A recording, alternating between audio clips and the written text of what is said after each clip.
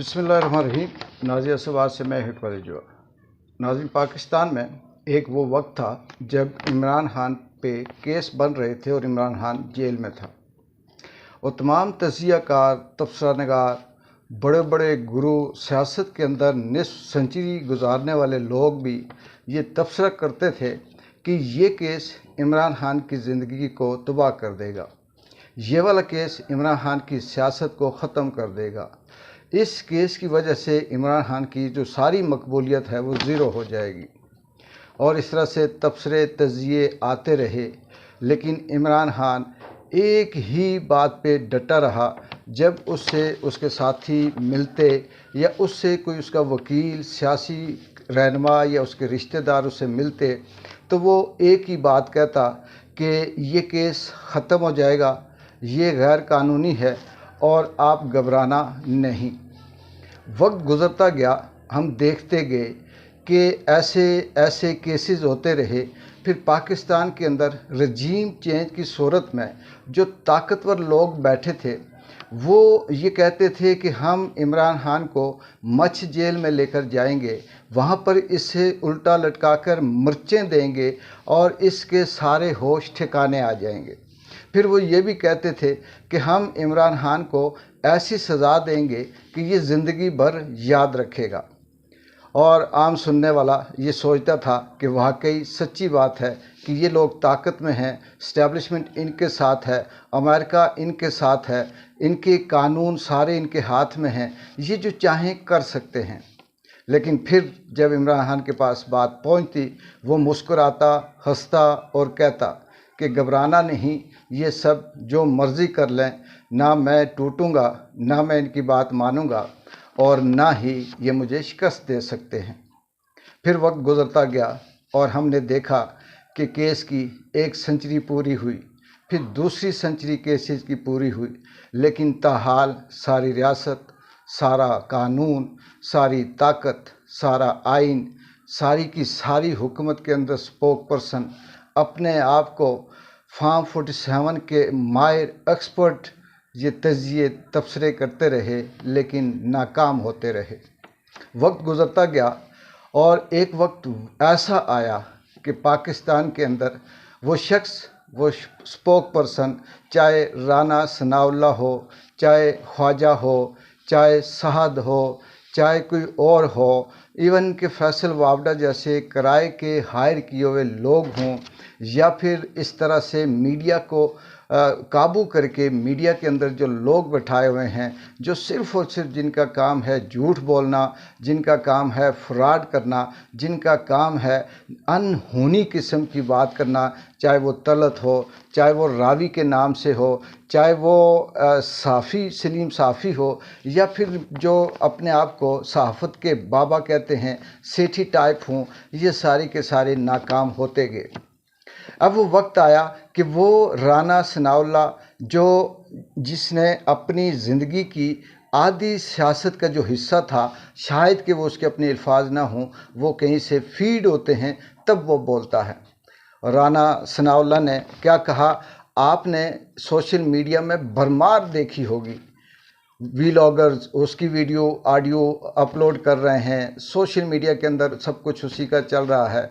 उसने एक प्रोग्राम में ये कहा कि पाकिस्तान के अंदर जो बहरान है, ये बहरान तब ही निकल सकता है कि पाकिस्तान में 3 बड़ी शख्सियात को एक साथ बैठाया जाए। नंबर 1 आसिफ अली जरदारी, नवाज़ शरीफ और इमरान खान। ये जब तीनों बैठेंगे तो पाकिस्तान का 70 साल का मसला 70 दिनों में हल हो जाएगा। दूसरी बात उसने ये कही कि हाँ, हम जानते हैं कि इमरान खान कैद है और हम ये चाहते हैं कि इमरान खान को आज़ादी दें, जहाँ वो जाना चाहे, चाहे वो बनी गाला में रहना चाहे, चाहे वो KPK में रहना चाहे, बाहर जाना चाहता है तो चला जाए, अपने घर रहता है तो रह जाए, हम तैयार हैं। लेकिन उससे रिक्वेस्ट है कि वो हमें 5 साल पूरे करने दे, हमें ना छेड़े। क्यों कि जब वो आएगा बाहर, सियासत करेगा, इलेक्शन होंगे, तो फिर उसकी जगह हम जाएंगे और हमारी जगह वो आएगा। ये जो दो बातें हैं राना सनाउल्लाह की, ये वो राना है जो कहता था कि मैं मछ जेल में लेके जाऊंगा, जो कहता था कि हम मिर्ची का धुआं देंगे।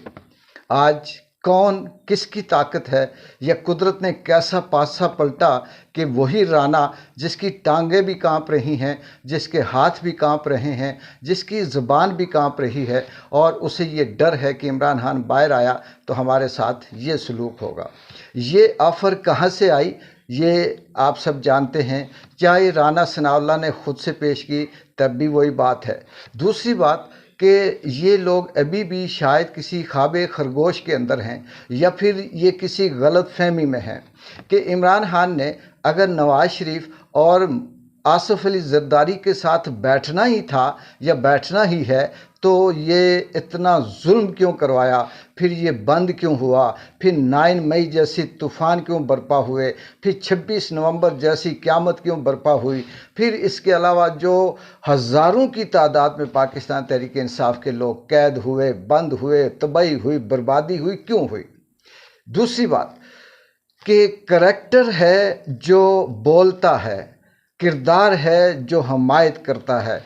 इमरान खान की कोई शक्ल सूरत पे या उसकी दौलत पे या उसके किसी ऐसे उस पे नहीं, सिर्फ वो सच्चा है, वो अपने किरदार का पक्का है, इसलिए अवाम उसकी हमायत करती है। इसकी निस्बत मियाँ नवाज़ शरीफ और आसिफ अली जरदारी एक तो करप्शन के अंदर 10, 20, 30, 50% मशहूर है और दूसरा मनी लॉन्ड्रिंग मशहूर है, जिन्होंने पाकिस्तान के अंदर स्वाय मुफाद के कोई सियासत नहीं की, जिन्होंने पाकिस्तान के अंदर स्वाय मुफाद के कोई काम नहीं किया। अवाम मुल्क बाढ़ में जाए, IMF का कर्ज़ा इन्होंने हड़प किया, दहशतगर्दी के नाम पे पैसे इन्होंने हड़प किए, अवाम को बेचकर पैसे लेने के जो पैसे थे, डॉलर थे, वो इन्होंने हड़प किए। पाकिस्तान के अंदर रजीम चेंज करने की सूरत में इमदाद ली, वो इन्होंने हड़प की। लेकिन फिर वही बात है कि कुदरत जब चाहती है तो उस ऐसे दुश्मन से भी फ़ायदा दिलाती है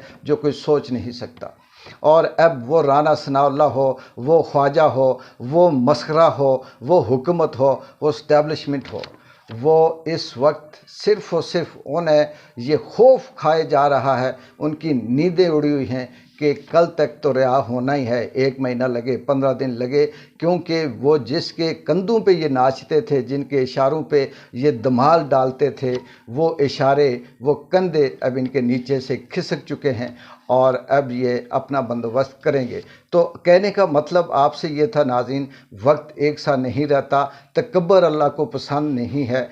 आज किसी को मछ जेल में भेजोगे तो कल आपने भी उस जेल में जाना है। आप किसी को मिर्चें लगाओगे, कल शायद आपको भी मिर्चें लगें। तो इसलिए ये जो मुल्क है, ये जो पाकिस्तान है, ये जो इसका कानून और आइन है, ये जो इसका बयानिया है, अगर ये झूठ से निकल कर सच पे आ जाएं तो शायद कि तब्दीली आ सकती है। लेकिन ये बयानिया पे बयानिया और झूठ पे झूठ बोलते रहेंगे तो यही सिलसिला चलता रहेगा। देखते हैं कल क्या नई डेवलपमेंट होती है। उस तक इकबाल इंजो को इजाज़त दें। अल्लाह हाफ़िज़।